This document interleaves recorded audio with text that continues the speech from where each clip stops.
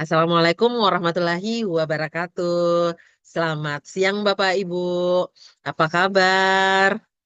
Perkenalkan, saya Satria, guru dari SMA Negeri 1 Baru, dan yang akan menjadi teman belajar Bapak Ibu pada sesi siang hari ini.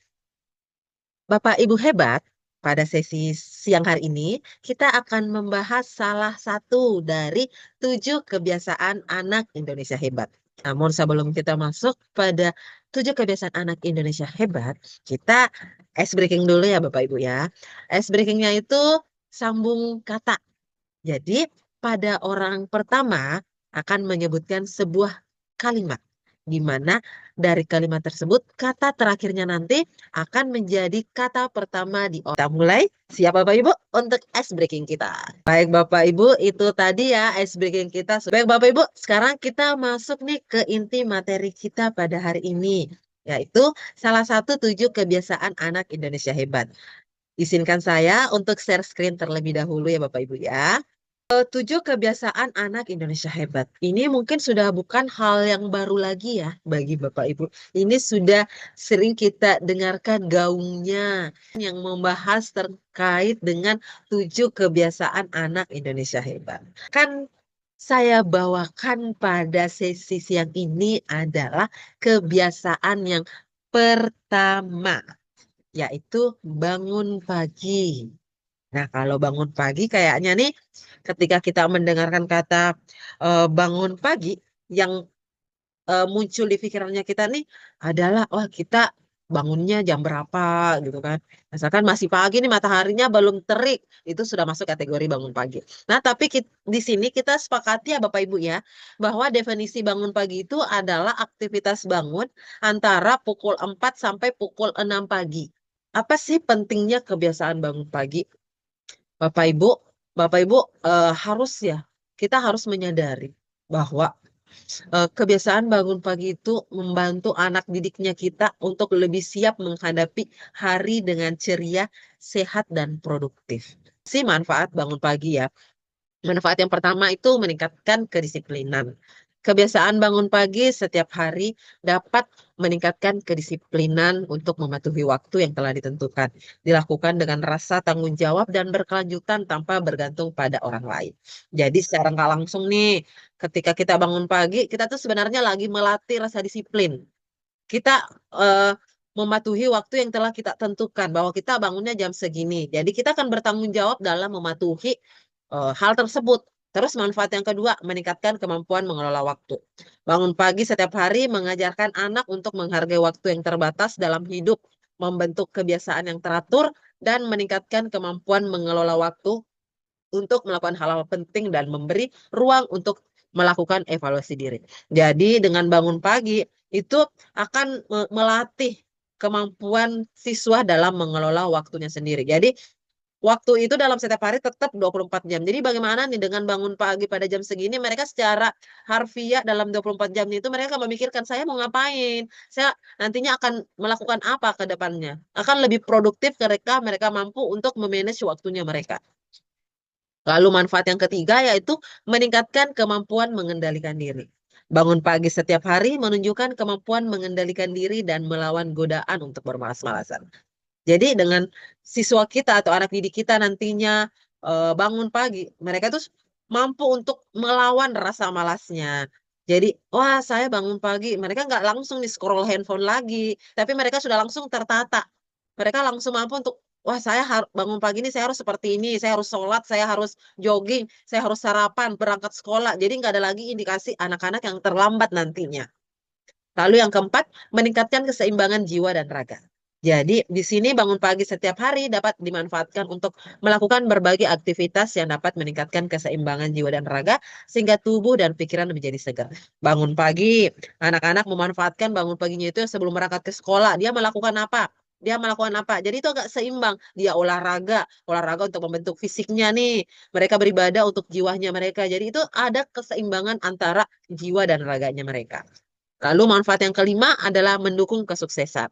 Salah satu kunci kesuksesan tokoh besar dan pemimpin terkenal seperti Presiden Soekarno, Buya Hamka, Ki Hajar Dewantara, B.J. Habibie, dan tokoh lainnya itu adalah kebiasaan mereka bangun pagi di setiap hari. Apa nih peran kita sebagai guru dalam menciptakan pembiasaan menuju kebiasaan? Yang pertama, kita menjadi seorang teladan, datang lebih awal. Ketika kita datang lebih awal, otomatis kita tidurnya juga lebih cepat ya. Kita bangunnya lebih pagi tuh. Dengan kita datang lebih awal dan kita menyapa murid. Pastinya murid kita akan merasa, wah guruku ini dia datang lebih cepat nih, dia menyapa kita. Jadi ada sesuatu momen di pagi hari kebersamaan kita dengan muridnya kita. Lalu peran kita yang kedua adalah sebagai pembimbing.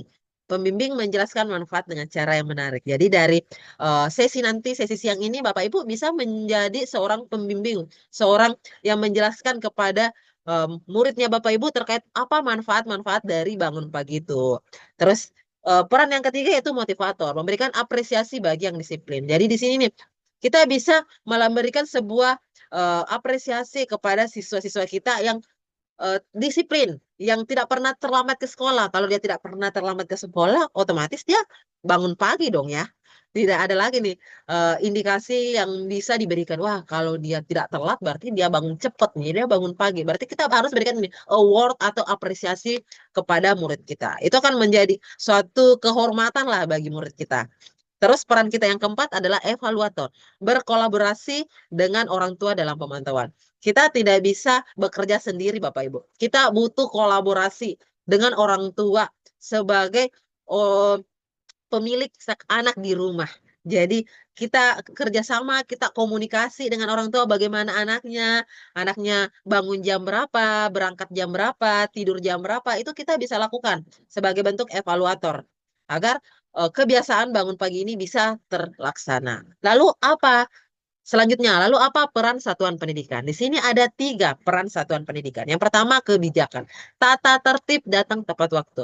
Sepertinya di sekolah Bapak Ibu sekalian, Bapak Ibu hebat yang ada di ruangan ini, masing-masing pasti ada tata tertibnya ya. Datang tepat waktu. Itu sudah menjadi kesepakatan bersama di lingkungan sekolah ya, tentang datang tepat waktu. Lalu yang kedua perannya adalah sistem apresiasi, penghargaan untuk murid yang bangun pagi. Ini mungkin bisa lebih dibicarakan bagaimana bentuk sistem apresiasi ini untuk memberikan indikator, memberikan bagaimana menemukan atau menentukan murid yang bangun pagi ini siapa orangnya, itu bisa dibicarakan lebih lanjut. Terus yang ketiga yaitu edukasi dan sosialisasi, media publikasi dan keterlibatan narasumber ahli. Lalu bagaimana yang terakhir, cara penerapan kebiasaan bangun pagi. Di sini ada 5 contoh nih cara penerapan kebiasaan bangun pagi yang bisa kita lakukan. Yang pertama, rutinitas pagi di sekolah. Ada olahraga, membaca, permainan tradisional. Nah, ini terus diskusi manfaat bangun pagi menggunakan video, artikel, ataupun presentasi. Proyek pagi hari, ringkasan buku, jurnal, kebiasaan pagi.